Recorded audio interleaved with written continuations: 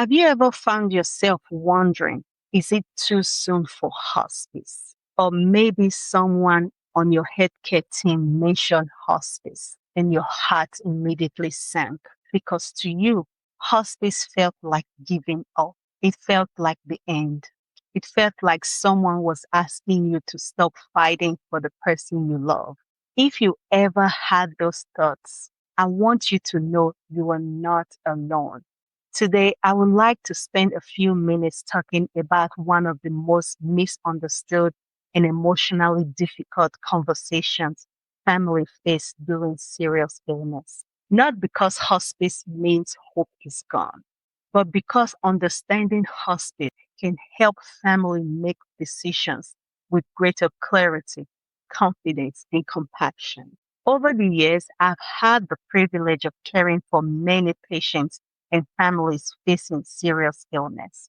And no matter their age, their diagnosis, or their background, I have noticed something remarkably consistent. When the word hospice first entered the conversation, it often brings fear before it brings understanding. Not because the families don't love the person they are caring for, but because they worry that saying yes to hospice somehow means they're giving up on the person they love. That misunderstanding can delay important conversation and prevent families from receiving support during one of the most difficult seasons of their life. That's why today's conversation matters, because understanding what hospice really is and what it isn't can change the way families experience this part of the journey.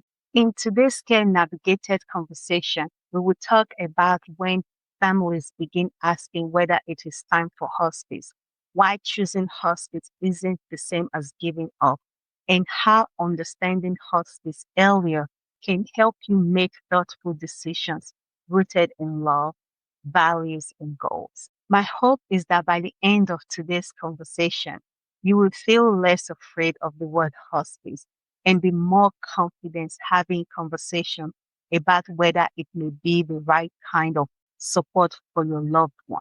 Before we dive into today's conversation, if you're new here or you've been part of our community for a while, welcome to Care Navigated. My name is Judy, and I'm a DMP prepared certified hospice and palliative care nurse practitioner. I've had the privilege of working alongside patients and families as they navigate serious illness, difficult decisions, and some of life's most meaningful conversation. I'm also a family caregiver for my mom, who is living with kidney failure and receives dialysis. I created Care Navigated because I believe caregivers deserve more than information. They deserve understanding. They deserve guidance. And they deserve a place where they can navigate serious illness with greater clarity, confidence, and compassion. Everything we talk about here is for education and encouragement. Every person, every family, and every medical situation is unique. So I always encourage you to discuss your specific circumstances with your healthcare team. So let's navigate today's conversation together. Over the years, I've had the privilege of sitting with families during some of the most difficult moments of their lives. And although every family is different, I have heard one question whisper over and over again, almost as though people were afraid to say it out aloud. Is it too soon for hospice? Sometimes that question comes after a doctor mentions hospice for the first time. Sometimes it comes after another hospitalization. Sometimes it comes after months of watching someone they love become weaker and wondering what to do next. And almost every time, I can see the weight behind the question. Because what family are really asking isn't simply whether it is time for hospice. They are asking, if we choose hospice, are we giving up? If you ever ask yourself that question, or even wonder it quietly in your own heart, I want you to know you are not alone. It's one of the most loving questions a caregiver can ask, because it comes from wanting to do what's best for someone you love. But over the years, I've also learned something important. Choosing hospice isn't a decision about how much you love someone. It's a decision about how they will be cared for during this stage of their illness. Hospice doesn't ask family to stop loving. It doesn't ask family to stop hoping. And it certainly doesn't ask them to stop caring. Instead, it asks a different question. Given where your loved one is today, what kind of care will best support them and what matters most to them now? That's a very different conversation because the goal is no longer simply asking, how do we help them live longer? The conversation begins to include, how do we help them live as well as possible? Not just physically, but emotionally, spiritually, and as a family. Someone who has worked alongside many families through this decision. I have seen something that surprised many people. Some families tell me they wish they had learned about hospice sooner, not because they wanted their loved one to die sooner, but because they didn't realize how much support hospice could provide while their loved one was still living. So, my question to you is, when you hear the word hospice, what does it mean to you? And where did that understanding come from? I want you to think about that for a moment. When you hear the word hospice, what comes to mind? Is it something someone once told you, a past experience with someone you love, something you saw on television? Or is it simply a word that has always made you feel afraid? Because sometimes, before we can understand hospice, we first have to understand what we have been carrying about hospice. If you're caring for someone you love right now, this may be one of the most important conversations you have, not because hospice is the right choice for everyone today, but because understanding your options help you make decisions from a place of clarity rather than fear. One of the greatest misconceptions about hospice is that it is something family choose when there's nothing left to do. But that's not how I think about hospice. I think about hospice as choosing a different kind of care. Instead of asking, what more can we do to treat the illness? Hospice begin asking, what can we do to help this person live as comfortably and meaningfully as possible during this stage of their illness? That is a very different question.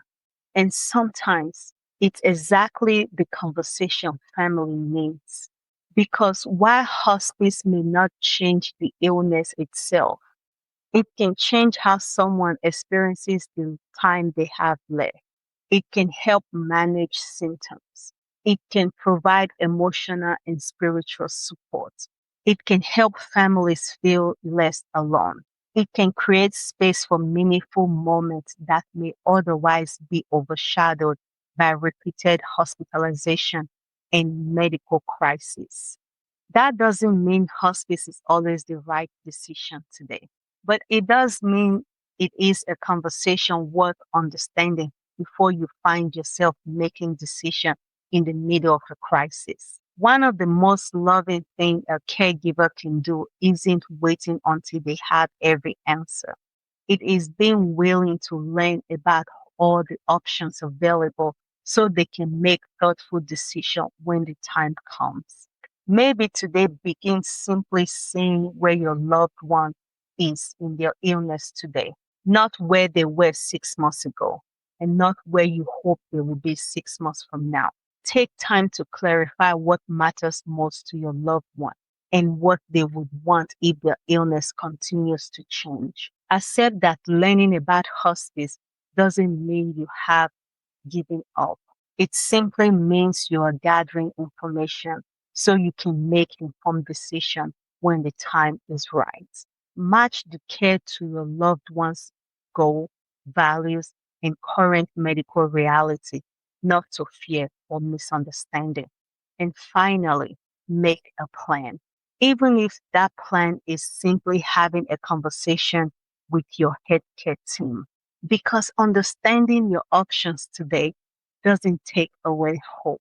It gives you the confidence to make decisions with greater clarity, greater peace, and greater compassion if the day comes when those decisions need to be made. Before we end today's conversation, I want to leave you with this thought. If hospice has been mentioned for someone you love, please don't let fear keep you from asking questions.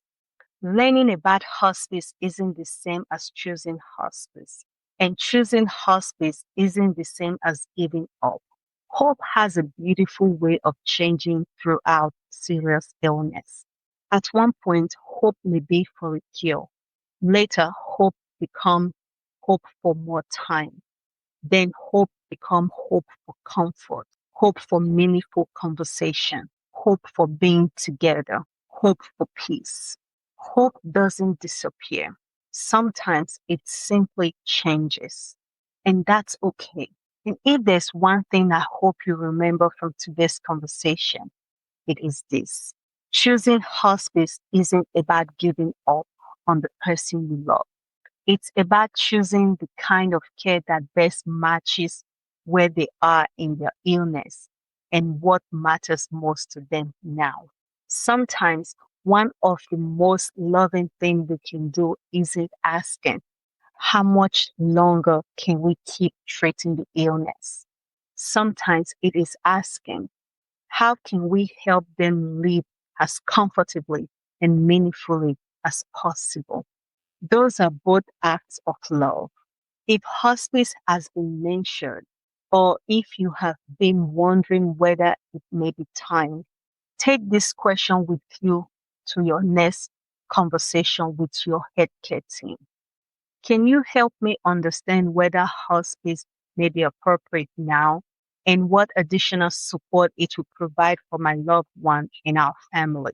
Sometimes one thoughtful question opens the door to understanding, and understanding helps family make decisions with greater clarity, confidence, and compassion.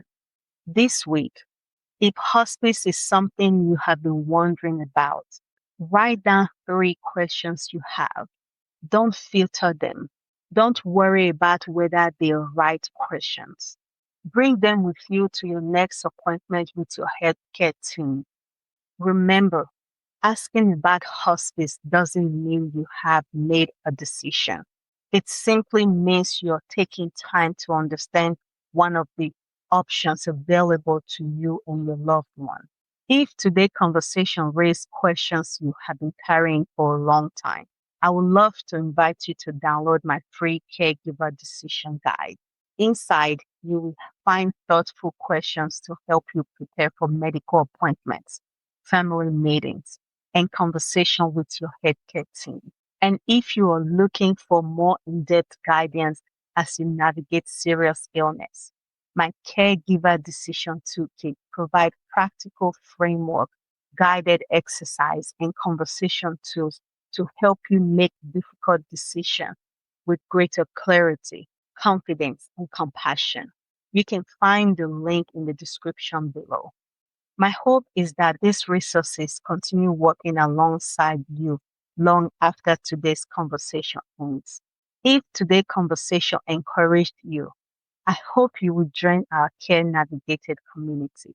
Every week, we have conversations that help caregivers better understand serious illness, ask better questions, preserve hope, and navigate difficult decisions with clarity, confidence, and compassion. And if there's a conversation you would like for us to have in a future video, I would love to hear from you in the comments below. Your question may become a future Care Navigated conversation. Remember, you don't have to navigate serious illness alone. Care Navigated is here to help caregivers understand serious illness so they can navigate difficult decisions with clarity, confidence, and compassion. Thank you for being part of our community. Until next time, Take good care of yourself and the person you love.